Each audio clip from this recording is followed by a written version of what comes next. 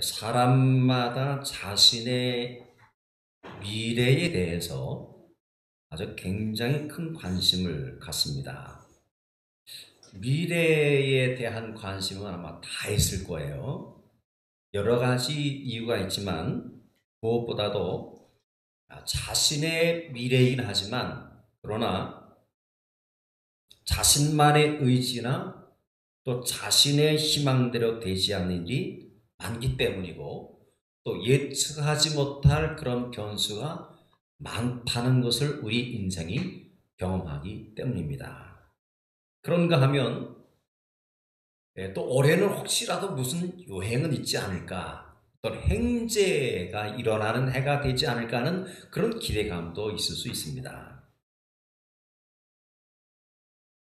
분명한 것은 우리가 지금까지 살아오면서 내 뜻대로 되지 않았다라는 것은 거기에 하나님의 또 다른 인도하심과 간섭하심이 있다라는 반증이 되기도 하는 것입니다. 자, 이 오늘 본문에 욥은 분명히 미래에 대해서 한 가지 고백하는 것은 나의 가는 길을 오직 그가 하신다 그랬습니다. 여러분이 가시는 길은요, 여러분이 몰라요. 그렇지요? 나의 가는 길을 내가 모릅니다. 오직 그가 하시나니. 그러니까 욥 같은 신앙인도 자기 자신도 모른다는 거예요. 자신의 미래에 대해서 신앙 좋은 사람도 자신의 미래는 모른다. 욥이 하나님을 잘 경외하는 사람이지만 그의 고백은 나의 가는 길을 오직 그가 하시나니. 왜 그런가 하면 우리가 숱한 기로에서 분명히 내가 선택하고 내가 걸어왔지만 그런 그 결과는 내가 예상하지 못했던 일들이 대부분이기 때문에 그렇습니다. 내가 다 선택했어요. 학교를 어디로 갈 것인지, 또 어떤 직장을 갈 것인지, 또 배우자를 선택할 때도 분명히 내가 선택한 거예요. 내가 선택해서 내가 여기까지 걸어왔지만 우리 모든 인생의 경험은 내가 예상한 대로 되지 않았다라는 것입니다. 자, 여러분은 어떠십니까? 여러분이 예상하신 대로, 기대하신 대로 인생이 지금까지 쭉 되어져 왔습니까? 아닙니까? 사람을 만나는 것도 그렇잖아요. 물건은 반품이라도 하지 사람은 반품도 못하고 그냥 만나서 그냥 결정한 대로 사는 거예요. 이 결정해서 내가 살면 후회가 하나도 없어야 되는데 예상하지 못했던 일을 만나면서 내가 선택을 잘못했구나 하는 그런 생각이 많이 들 때가 있는 것입니다. 내가 선택하고 내가 지금까지 걸어온 결과가 행운일 수도 있고 불행일 수도 있지만 아직 내 생애가 다하지 못한 그런 상황에서는 지금으로서는 섣불리 판단할 수는 없는 것이요.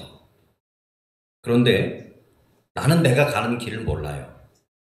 근데 성경은 하나님은 나의 모든 길을 다 아신다라고 말씀하고 있습니다. 욥의 고백처럼 우리의 고백도 그래야 될 것 같아요. 나의 가는 길을 오직 그가 아시나니. 하나님만이 아시는 거예요. 자, 우리 시편 한 번 내보겠습니다. 시편 139편 1절 이하의 말씀. 구약성경 903쪽입니다.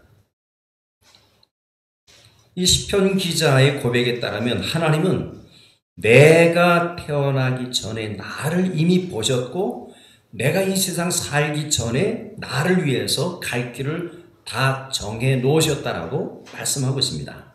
자, 130편 1절에 보면 여호와여 주께서 나를 살펴 보셨으므로 말을 하시나이다.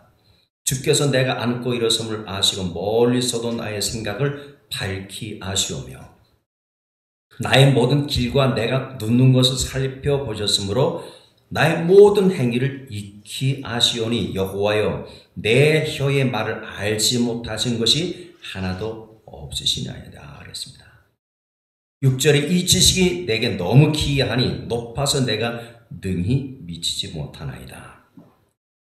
쭉 넘어가셔서 14절 보시기 바랍니다. 14절 말씀 내가 주께 감사하옴은 나를 지으심이 심히 기묘하심이라. 주께서 하신 일이 기이함을 내 영혼이 잘 아나이다.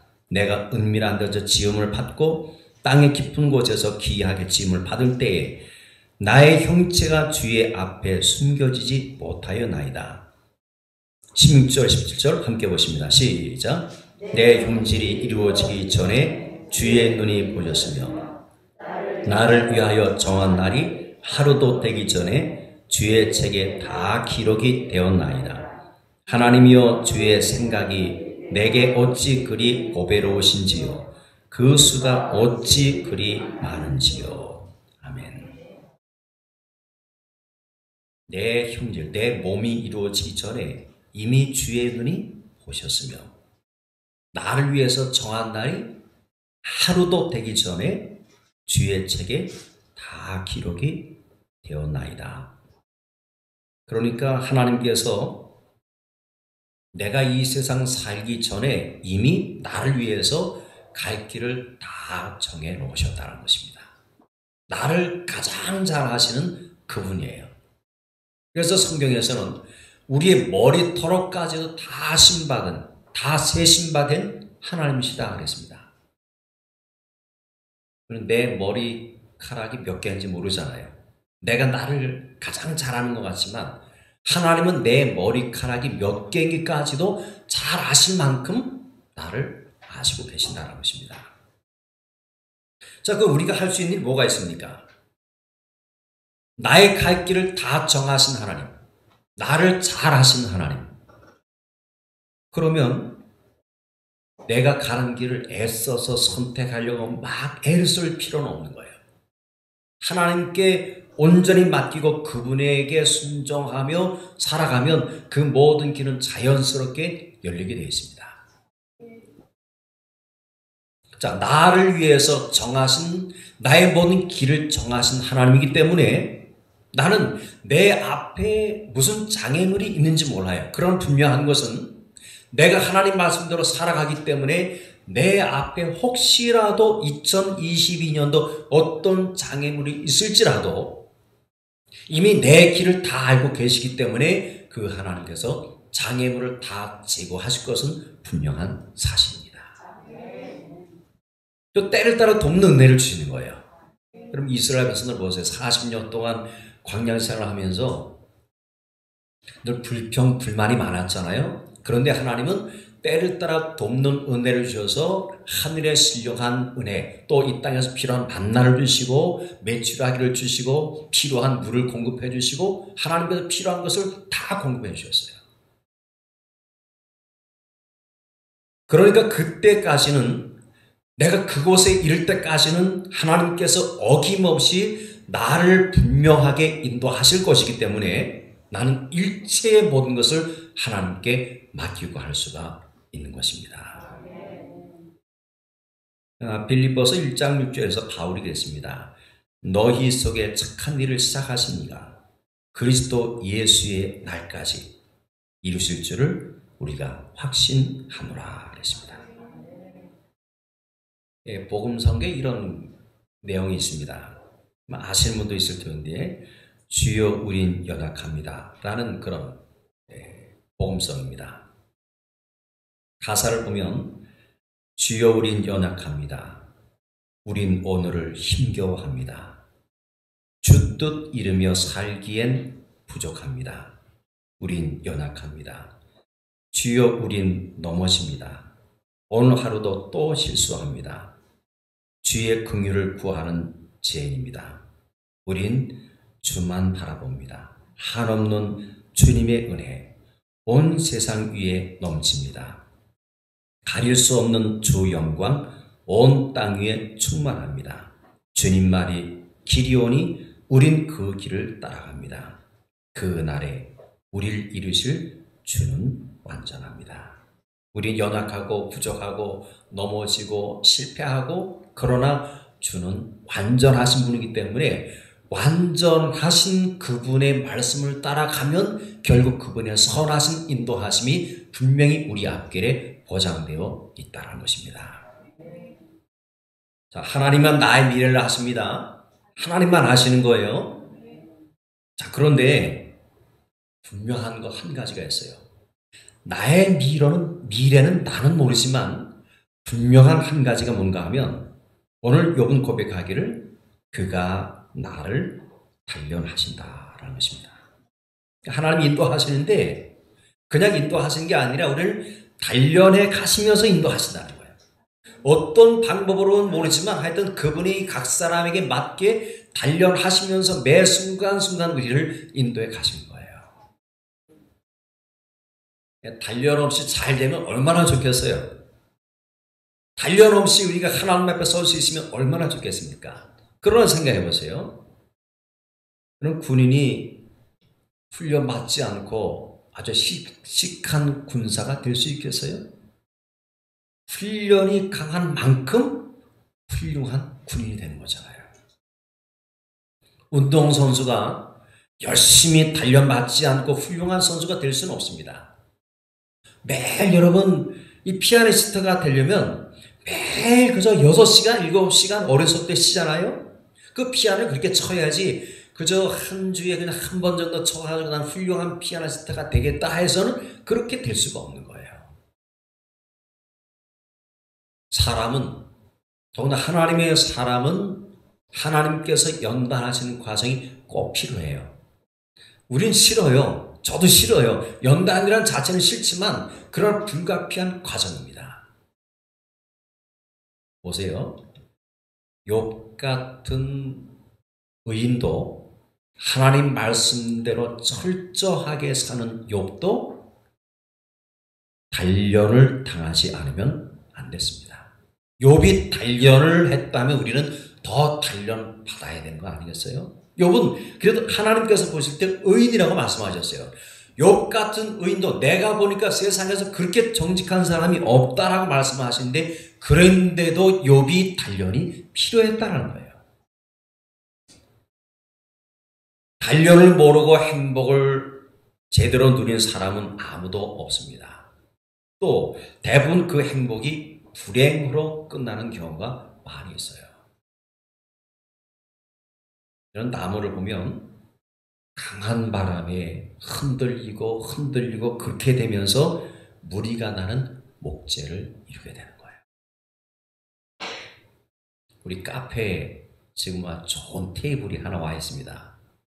우리 그 샤시 하시는 그 사장님이 원래 최영아 집사님이 뭐 이 물건 정리하실 때 뭘 준다 그래서 남은 뭐 있다 그래서 갔는데 보니까 밑에가 좀 망가져서 그래서 못 쓰겠다 그랬는데, 사장님이 옆에 계시더니 제가 큰 원목이 하나인데 드릴까요? 그래서 좀 주춤해서, 왜냐하면 좀 무거운 거라는 건 이제 싫거든요. 무거운 거 들으면 막 아프고 그래서 전 싫거든요. 제가 그럴까 뭐 하여튼 연락 드릴게요 그랬더니 우리 집사람이 그 좋은 거 주신다는데 왜 안 받는다 그러냐 그러면서 집에 왔는데 자꾸 집사람이 저한테 아주 부탁하는 거야. 그 원목 받자고. 그래서 제가 처음에 안 된다고 그러다가 사장님께 전화를 드렸어요. 그 주인은 잘 쓰겠다고. 가져왔습니다. 이제 사택 저쪽 현관 나가는 쪽에 놔놨는데, 갔다 오면 이게 엄청나게 큰 거예요. 여러분 이제 보신 분 아시겠지만 엄청나게 큰 거예요. 무거운 거예요. 그분이 갖다 놓긴 했는데,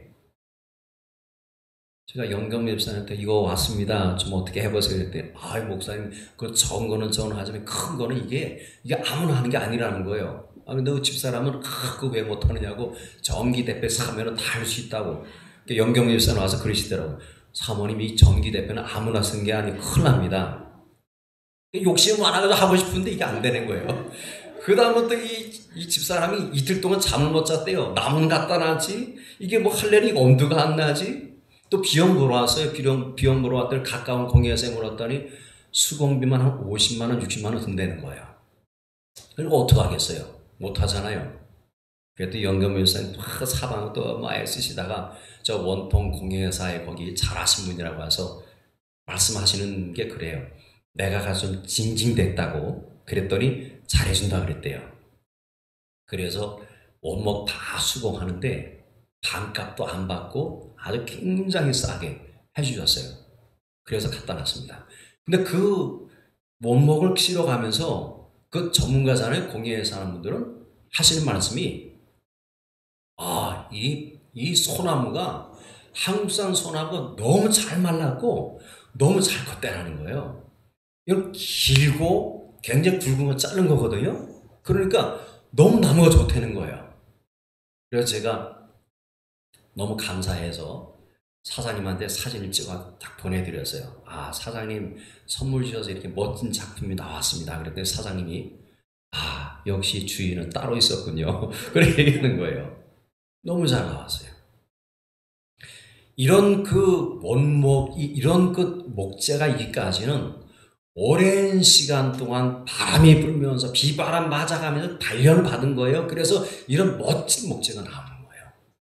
하나님 앞에 우리가 그래서 연단이 필요한 것이고 하나님의 사람으로 하나님께서 온전히 세우게 하시기 위해서 우리 연단을 주신다는 것입니다. 이 연단이 없으면 우리는 하나님 앞에 훌륭한 신앙인이 될 수가 없는 거예요. 여러분 솔로몬의 젊은 시절 우리가 많이 좋아합니다. 부러워해요. 돈 많지요? 권력 있지요? 명예 있지요? 하고 싶은 거 다 해봤습니다.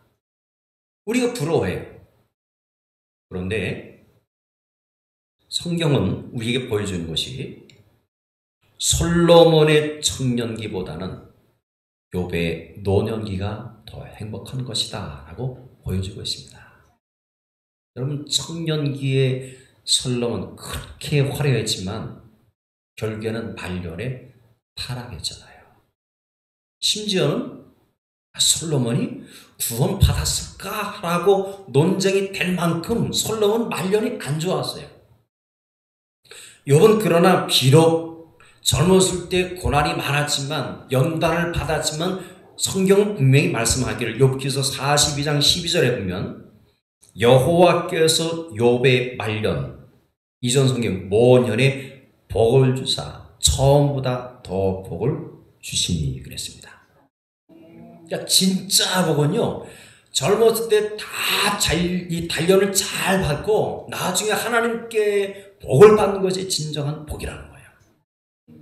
솔로몬처럼 그 돈 많고 권력 있고 그런 것이 행복이 아니라 하나님 뜻대로 잘 단련 받은 것이 결국 하나님 앞에서 모년에 즉 노년에 복을 받는 삶이 되고 이것이 진정한 행복이라는 것입니다. 여러분 이 솔로몬 너무 부러워하지 마시고 지금은 좀 힘들고 어렵고 지금은 좀 아프지만 그러나 하나님께서 결국에는 잘 되게 하실 것을 믿으시기 바랍니다. 자, 오늘 본문 욥기서 23장 11절 12절 말씀 다시 한번 보겠습니다. 욥기서 23장 11절 12절 다 같이 시작.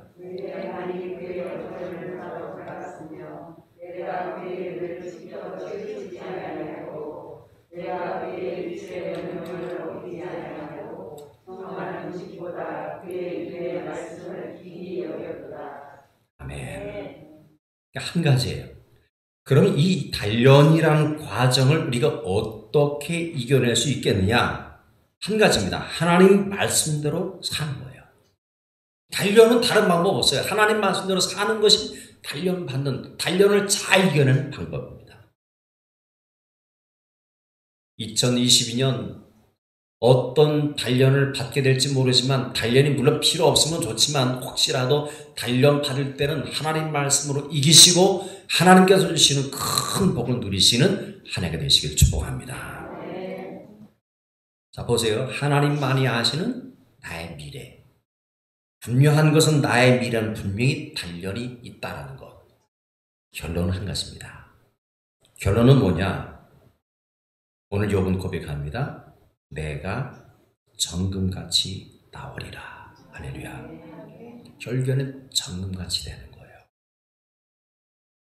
하나님의 뜻대로 살다가 왔던 불행이기 때문에 그 시련 후에는 반드시 정금같이 될 것을 욥은 믿었어요. 여러분 정금, 순금이라는 거 잘 아시죠? 이 뜨거운 불 속에 아주 손도된 그 뜨거운 불 속에 몇 번이요? 24번 들어갔다 나와야 그것이 정금이 되는 거예요. 한 번도 아닙니다. 한 번이 아니에요. 5번도 아닙니다. 24번 들어갔다 나와야 그제서 비로소 정금이라고 우리가 말을 한다는 거예요. 24번의 불도가니 속을 거치면서 정제되고 그래서 순금 자체는 아무 보증 필요 없어요. 온갖 불필요한 찌꺼기가 다 제거되는 거예요. 그러니까 하나님 앞에서 우리가 섰을 때 우리가 단련받는 것은요. 정금처럼 된 과정이에요. 물론 힘들지요. 그러나 그 과정은 피할 수가 없어요. 2022년 나의 미래는 나는 모릅니다. 그러나 분명히 하나님은 아시고 계시고 나를 위해서 모든 길을 정하고 계십니다. 분명히 하나님께서 우리가 만나는 모든 장애물을 우리가 하나님을 신뢰하는 한에서는 분명하게 제거해 주실 것입니다. 때를 따라 돕는 은혜도 주실 거예요.